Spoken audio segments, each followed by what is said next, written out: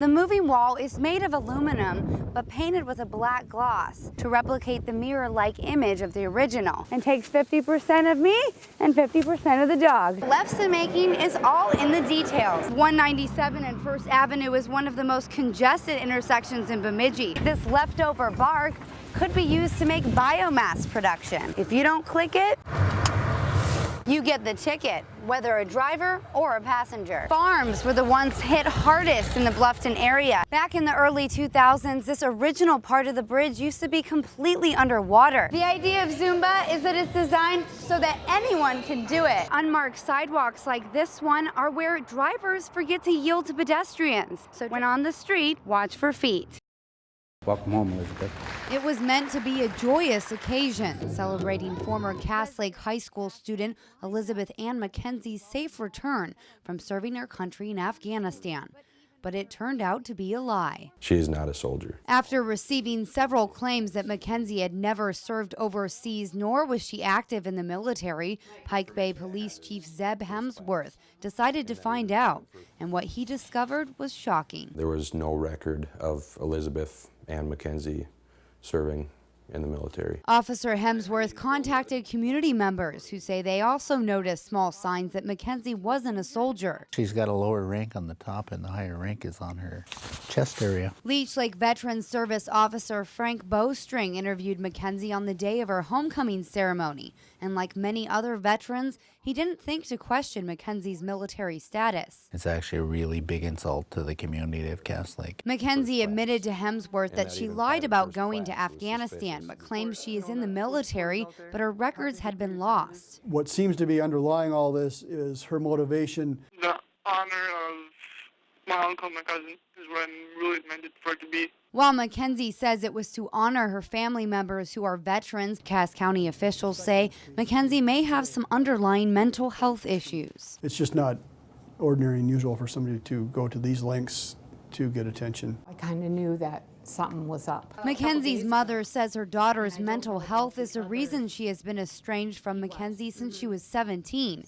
She says McKenzie tried to enlist but failed the physical exam. I think in her mind, she believes she is in the military. While the Cass Lake community is confused, shocked, and upset, they just want to see McKenzie get help. If there's people that are out there willing to help, I'm willing to change. Kind of what I need to. If I could make things right, I would.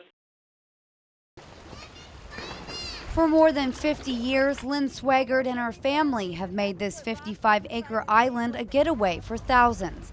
But with Lake Beltane's rising water levels, this place of paradise is quickly approaching a watery grave. We've got 4 generations of families that have been coming here camping, and that's not something you want to lose. Lake Beltane has a long history of rising water levels because it has no outlet to drain excess water.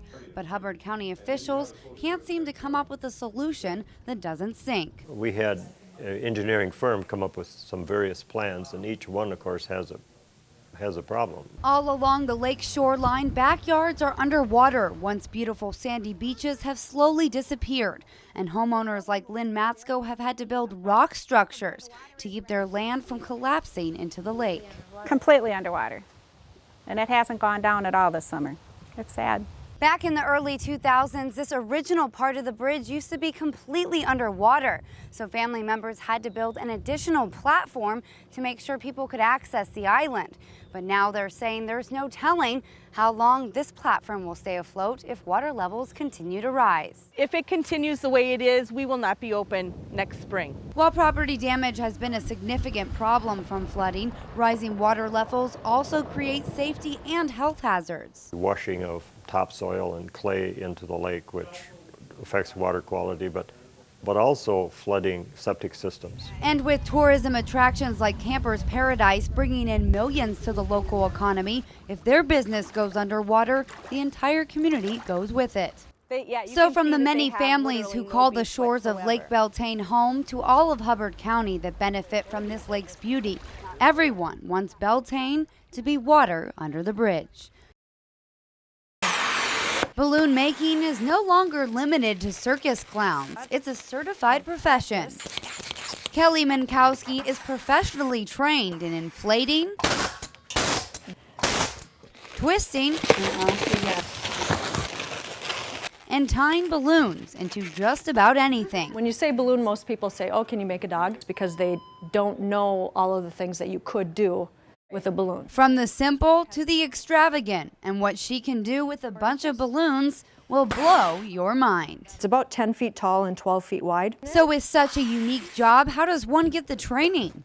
You go to balloon artist school, of course. Starts out as an online school, and so you do that part of it first, and then you have to go on site to actually pass the final exams. You don't have to be certified to be a balloon artist. Only 2,000 people in the world hold the distinguished title, but not many balloon artists can create Mankowski's masterpieces. Most people can't do that, and I want to do something that's a little bit over and above. Creating a flower here. Mankowski is going to show me how to make a flower corsage, which uses the twisting technique. Beautiful. So now that I'm down to 3 petals now. And there you have it. I think I'll stick to reporting. There are a lot of things that goes into it that people don't realize. There are 2 types of balloon art, design and twisting. The twisting side is where you make the dogs and the snakes and the pirate swords and all of that kind of thing. And the decor side is more the decorating for events. For Mankowski, the real joy of being in the business of balloon art is making people smile. Being able to get somebody to smile and using my creative juices at the same time is, you know, the best of both worlds. It's certifiable art and happiness made out of thin air. Exploring the great outdoors is always an adventure. Look at this web. But if you are Pamela Johnson and Kathy McEwen, touring the Minnesota countryside requires a camera. It's really pretty. I see a photo in almost anything. Johnson and McEwen have been going on these random road trip photo shoots for 7 years. I think she said to me, let's go shoot some time together. And after the first time, we were just smitten with the idea. At first, this duo started off with a set destination, but roadside distractions always led them down a different path. We had sort of a plan, and we find a cute little road, and that turns into another road or another field. Today, we started in Bemidji, photographing an eagle off the side of the road. Then a babbling brook and a bridge took us somewhere outside Besida.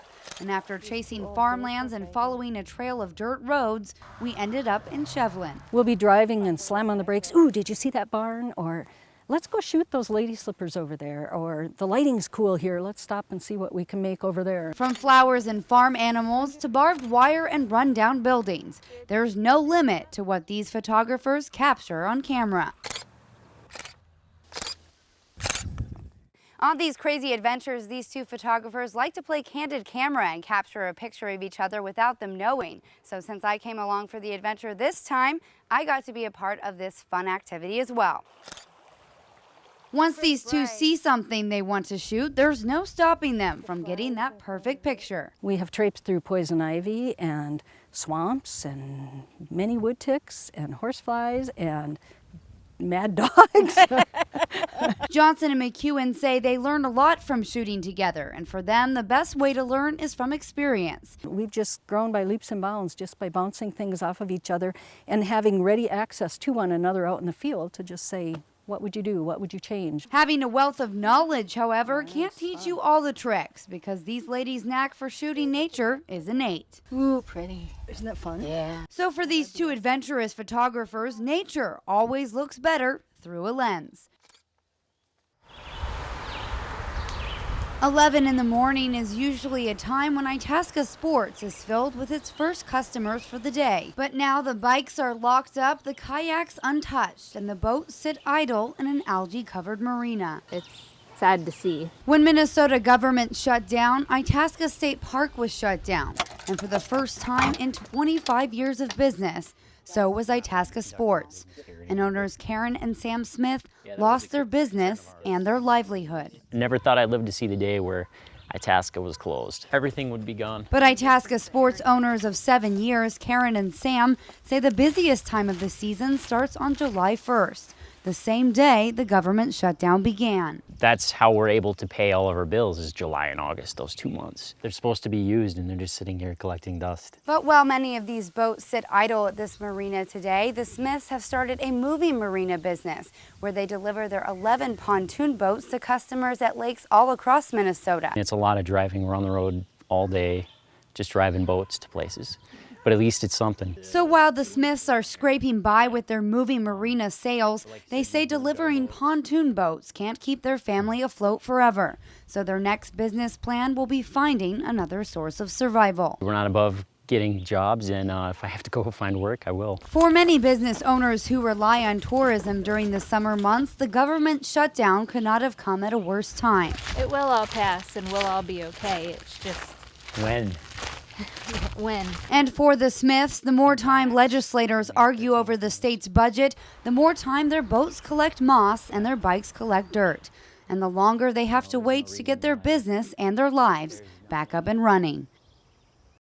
It's nitty, it's gritty, it's art. Metal worker and metal sculptor Paula Jensen welds, hammers, I'm making it square first. and drills hunks of metal into beautiful works of art. You wouldn't even know what it's going to be by the time I'm done when I start out. She started off as a painter, but when Jensen's husband taught her how to use the tough techniques of welding and blacksmithing, she ditched her easel for an anvil. It's a lot of fun. A lot of fun. But the transition from fine art to forging wasn't easy. But after a few meltdowns, Jensen eventually molded into a well-rounded medalist. When you first start off, you feel like you're all thumbs, and it was just practice. So I'm going to try my hand at a technique called forging.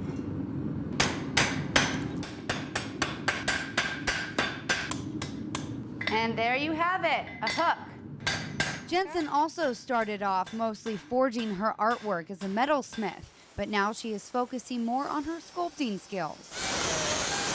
This copper owl is Jensen's most recent sculpting project. She's been working on it since last fall, and with such fine details, only carving will cut it. I'll take the Dremel with a carbide bit, and I literally carve the lines into it. After years of experience, this metal master says she is far from being perfect. But however imperfect Jensen claims to be, even she still manages to surprise herself. I'll step back and I'll go, wow, I made that. And when you can turn scraps into sculptures, who wouldn't be amazed? For this week's In Focus, Jamil Donith, Lakeland News.